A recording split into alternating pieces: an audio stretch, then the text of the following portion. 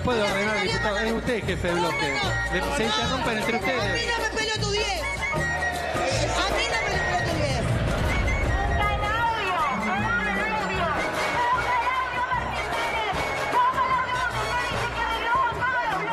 No se haga el gil, presidente.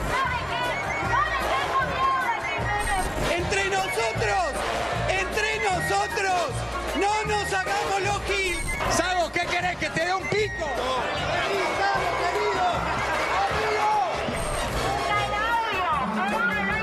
Y no se puede usar audios acá en esta cámara.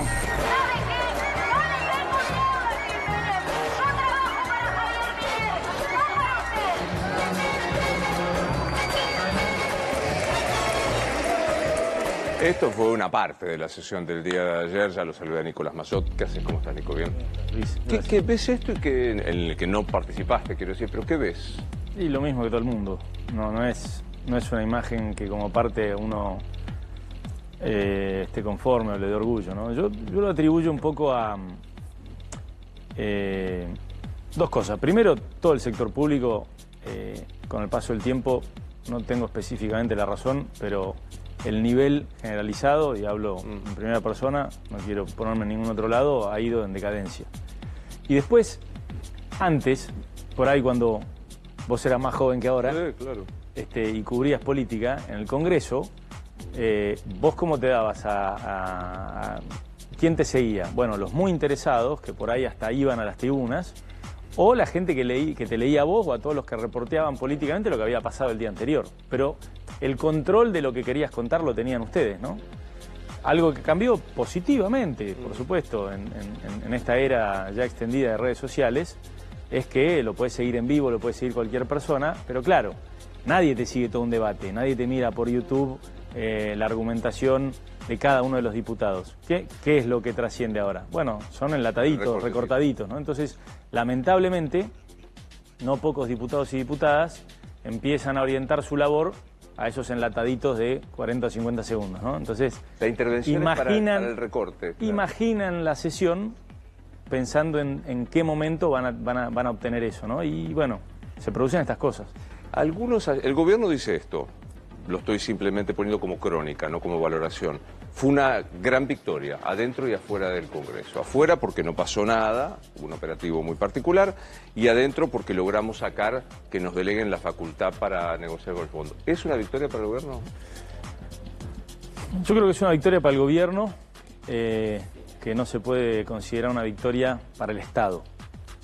¿Cuál es la diferencia? La gran pendiente de la Argentina, de ahora y de hace mucho tiempo, el largo plazo. O, dicho de otra manera, la continuidad institucional de las medidas, ¿no? Entonces, cuando los gobiernos empiezan a festejar que te están peloteando y las pelotas pegan el travesaño y no te metieron el gol, en vez de festejar que tenés el partido controlado, el control de la pelota y que estás jugando en campo rival, bueno, sí, por supuesto que no te entre un gol es una manera de festejar, ¿no? Claro. Pero cuando mirás el contexto, te preocupa, porque si, alguna por ahí entra, ¿no? Entonces, yo creo que el gobierno equivocó el camino, específicamente con este tema. Lo había hecho, y creo que se está dando cuenta, con la nominación de los jueces de la Corte. Creo que está equivocando el camino al omitir absolutamente la cuestión del poder adquisitivo de los jubilados, que es un tema real, genuino, independientemente de la contaminación política que pueda tener. 150.000 pesos. Entonces, pero digo, vamos a concentrarnos en este. ¿Por qué equivocó el camino? Porque parte de una mentira, y es una mentira, ¿eh? No quiero decir que el gobierno haya querido mentir, tal vez tuvieron un error de cálculo, pero ellos basaron toda esta estrategia en que el acuerdo con el fondo no pasaba el Senado, lo cual es falso. El acuerdo con el fondo tenía los votos en las dos cámaras del Congreso y hubiera tenido muchos más votos que ayer en la Cámara de Diputados si esto se hubiera hecho con el debido y legítimo proceso, que no fue el caso. Fíjate que yo, por ejemplo, soy uno, y no el único, de muchos, que apoya la necesidad de un acuerdo con el fondo. Digo, cualquiera, inclusive Sergio Massa, si ganaba, entre sus propios economistas, tenía entre los primeros 3 ítems acordar con el fondo, porque es impagable el esquema de pagos que tiene la Argentina vigente con el fondo hoy. Entonces, era una obviedad, y es una obviedad, que la Argentina necesita un acuerdo nuevo con el Fondo Monetario. Y a mí eso me parece bien. Y hubiera sido hasta el miembro informante del acuerdo si el gobierno quería, en la medida en que hiciéramos las cosas como corresponde. Y hacer las cosas como corresponde, Luis, no es como algunos banalmente dicen, mirá Mazzotto, mirá fulano, se preocupan por las formas. Y la Argentina no está para preocuparse por las formas. Bueno, mirá, no son formas, Luis, porque volviendo al otro ejemplo, cuando vos ponés jueces de la Corte Suprema de cualquier lado por decreto, no es una forma obviar el acuerdo del Senado. La naturaleza del Poder Judicial, antes inclusive que saber de derecho, un juez tiene que ser independiente. Eso es lo más importante de todo, ese poder de la República. Cuando vos lo ponés por decreto que dura un año y te imaginás que virtualmente tenés que ir prorrogándolo, le quitás al Poder Judicial su naturaleza, lo pervertís. Vaya si eso no es una cuestión de forma. Y aparte digo, porque, insisto, tampoco es opinión, simplemente reproduzco algunas cuestiones. Mazzotto vota en contra, pero Macri se endeudó por 50.000 millones, cuando vos eras el jefe de la bancada. El kirchnerismo vota en contra y le aprobaron a Guzmán la renegociación. ¿Por qué votaste en contra? Yo primero me abstuve, no voté en contra. Tenés razón. Me abstuve. ¿Y por qué me abstuve? Por dos motivos. En primer lugar, porque estoy de acuerdo con que se negocie. Estoy absolutamente en desacuerdo en que el presidente Milei haya decidido sostenidamente ir por la banquina. Es decir, yo estoy de acuerdo que vayamos a Mar del Plata. Estoy de acuerdo. Estoy de acuerdo en la desregulación, en el fomento de la iniciativa privada. Estoy de acuerdo en la necesidad de desinflacionar rápido y en encontrar el equilibrio fiscal. Por eso, eventualmente con algunas críticas y cambios, voté la ley bases, sostuve el DNU 70, digamos. Me parece que la tarea que está haciendo Federico Sturzenegger es la más importante del gobierno en términos de desregulación, eso va a quedar para el largo plazo. Digo, hay muchas cosas que yo acuerdo, por eso en la alegoría estoy de acuerdo en que vayamos a Mar del Plata. Pero a mí me gusta ir por la autovía 2, pagando peaje, respetando los límites de velocidad, porque quiero llegar. ¿No? No me gusta ir por la banquina poniéndome de frente a todos los conos. Pero está buena la metáfora. ¿Por qué va por la banquina? Bueno, pero Luis, cuando vos decidís taxativamente vivir sin presupuesto, te estás arrogando la principal potestad de la Cámara de Diputados de origen y del Congreso, que es la priorización del gasto. Este problema de los jubilados no estaría hoy acá si Milei, en vez de esconder el presupuesto, cuando había alguna representación genuina que le decía, presidente Milei, por supuesto que hay que tener un presupuesto equilibrado, basta de déficit. Pero no hay una única manera de alcanzarlo. Atendamos este problema. Nos comimos un veto y nos escondieron en un cajón el presupuesto solamente para darle la espalda a los jubilados, cosa que siguen haciendo hoy. No era deficitario, Luis. Propusimos 14 puntos, levantar exenciones impositivas, distintas reformas que financiaban un remedio a los jubilados y mantenían el superávit fiscal. Pero cuando vos decidís sostenidamente autoarrogarte las facultades del gasto, autoautorizarte las deudas por decreto, arrogarte la principal facultad del Senado, que es prestar acuerdo a los jueces que vos nominás, hacerlo por decreto, quitándole la independencia a esos jueces y pervirtiendo la naturaleza del máximo tribunal. ¿Acaso la única garantía de independencia en la justicia que la Argentina todavía tenía y debe recuperar rechazando estos pliegos? Cuando vos direccionás o presuntamente direccionás licitaciones estratégicas para el desarrollo económico como la de la hidrovía. Es decir, cuando vos sostenidamente, ya no por una cuestión de necesidad y urgencia del inicio de tu mandato, sino 18 meses después, ratificás que sin necesitarlo, como en el caso del fondo que tenía los votos en las dos cámaras, sin necesitarlo, aún así elegís los caminos menos legitimados, los más alejados de la institucionalidad y por ende del largo plazo que la Argentina necesita proyectar para atraer inversiones, bueno, eso es otro cantar. Entonces, ¿por qué me abstuve? Me abstuve porque es una manera, primero, de responderle a la irresponsabilidad del gobierno con responsabilidad. Porque yo ya sé lo que hubiera producido que la sesión de ayer se caiga. Y no lo que le hubiera producido al gobierno, lo que hubiera producido en el comerciante de Mellino, que tiene seguramente algún tipo de exposición a insumos dolarizados en sus heladeras, digamos, en sus camionetas refrigeradas, digamos, y que cuando le sube el dólar por un pánico mal manejado del gobierno tiene que subir los precios y entonces toda esa fila de gente que vos veías ahí, esa gente también se perjudica. No es que son los fondos especuladores, ¿no?, los que se perjudican. Pero con el dólar. Tengo que preguntar esto, banquina, que vos graficaste, te escondo el presupuesto. Yo negocio con el fondo y no te digo qué es lo que voy a hacer. Te nombro pará, no es que no te digo. Me autoautorizo los techos de deuda. Nosotros una de las cosas que está faltando acá, Luis, que raya lo ilegal, es que el gobierno está pidiendo una autorización de deuda sin techo.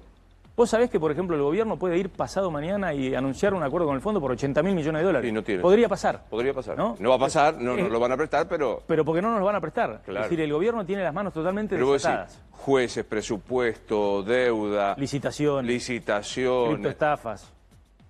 ¿El gobierno de Milei respeta la democracia o tiene visos de autocracia? Va más allá de la democracia, porque a veces, yo lo que digo, bajémoslo un poco más, porque la democracia, en definitiva, uno podría decir en su forma más pura, es el gobierno del pueblo. ¿Y cómo se manifiesta el gobierno del pueblo? Elecciones. Bueno, en las elecciones. Y yo no quiero decir nada al respecto porque en las elecciones en la Argentina, las que ganó el presidente Milei han sido transparentes y yo no tengo ningún elemento para sospechar de ahora en adelante. Ahora, un escaloncito más abajo, entre elecciones, lo que nosotros tenemos es un sistema republicano. La república, que es básicamente la división de poderes y los pesos y contrapesos, es decir, cómo interaccionan los poderes entre sí, lo que garantiza es que, al revés de lo que muchos sostienen, empezando por el presidente, haber ganado por el 56% no te da poderes absolutos. No te los da. ¿Entendés? Por lo menos en nuestro sistema no. Te da la presidencia, que en un sistema como el argentino, hiperpresidencialista, es un montón. Yo deseo que vayamos teniendo una cultura un poquito más parlamentarista sin modificar nada, ¿no? Ni la Constitución, es simplemente culturalmente empezar a entender que gobernar en minoría no es un lugar deseado. Pero para entonces, construcción de mayorías es una aspiración que tendrían que tener todos. Corrijo la pregunta, ¿es republicano Milei? No está mostrando muchos atributos republicanos. No lo está haciendo, pero digo, no es la opinión de Mazot. Te quiero decir, no es republicano quitarle las potestades a otros poderes del Estado. Entonces, no es republicano quitarle la independencia al Poder Judicial, no es republicano quitarle la representación presupuestaria. Vos acordate que en los primeros teóricos del federalismo norteamericano hay un principio inquebrantable, que es el de la tributación con el de la representación. Bueno, eso se plasma en el presupuesto. Si cuando vos decidís gobernar prorrogando presupuestos, es decir, y con años de inflación que han acumulado 500% en 2 años, una discrecionalidad. Claro, absoluta, que es lo que tiene hoy Milei. Entonces rompes el principio de la República y también el del federalismo. ¿Y cómo zafás de la lógica de, se abstiene, lo critica, es Cuca? Mira, yo primero zafo porque creo que la gente no es boba, ¿no? Y, digamos, tenés que haber nacido ayer para pensar que quien, entre otros como yo, está hace 15 años con el mismo nivel de críticas antirrepublicanas y totalitarias, digamos, agregado con los horrores que han hecho en la economía, y que está en ese mismo lugar hace 15 años. Cuando Milei asesoraba a Scioli o a Massa, yo ya estaba ahí. Cuando Milei marchaba con los Moyano, yo estaba tratando de defender el equilibrio fiscal en el gobierno de Macri. Digo, tenés que haber nacido ayer. Ahora, esto ya nos pasó con Néstor, ¿no? Acordémonos, ¿no? Tuvimos 3 años mirando para cualquier lado, diciéndole a Carrió o a López Murphy que estaban locos por todas las denuncias que hacían tempranamente, que se córranse, que estamos creciendo a tasas chinas. Esto no es para tibios. Viste que volvió a funcionar lo mismo. Yo me lo acuerdo del 2003. Esto no es para tibios. ¿Qué pasó después? 12 años tardamos en ganarles una elección. Y se la ganamos con la lengua afuera gracias a que lo pusieron a Aníbal. Podríamos estar todavía en ese mismo régimen. ¿Por qué? Por los cómplices de los primeros 3 años. Porque no hay que ponerse enfrente de un gobierno o al lado. No hay que pasar de la destitución a la obsecuencia. En el medio hay 25 pueblos, hermano. Qué interesante. ¿Entendés? No hay que pasar de la obsecuencia. Yo vengo acá y te digo con total claridad, estoy a favor del equilibrio fiscal, de la baja de la inflación, del fomento de la iniciativa privada. Estoy a favor de la desregulación. Estoy a favor de hacer todo eso con la ley y la Constitución en la mano. Y lo voy a gritar, aunque me digan Cuca. ¿Te cierran cuando algunos dicen el Milei es kirchnerismo de derecha? Son reduccionismo. Digamos, Milei tiene un estilo propio. Sí, es decir, porque la chicana que hacía Esper, que decía, bueno, Juntos por el Cambio era kirchnerismo de buenos modales, y entonces nosotros le decimos, bueno, ustedes encima tienen malos modales, son kirchnerismo de malos modales. Pero son chicanas que no conducen a nada. Yo lo que quiero acá es establecer un argumento. No son kirchneristas, porque entienden mejor la economía, están haciendo mejor las cosas. En ese sentido no son kirchneristas. Y aparte conozco mucha gente. Ahora, te voy a decir lo mismo de antes. El kirchnerismo también estuvo plagado de buenos funcionarios.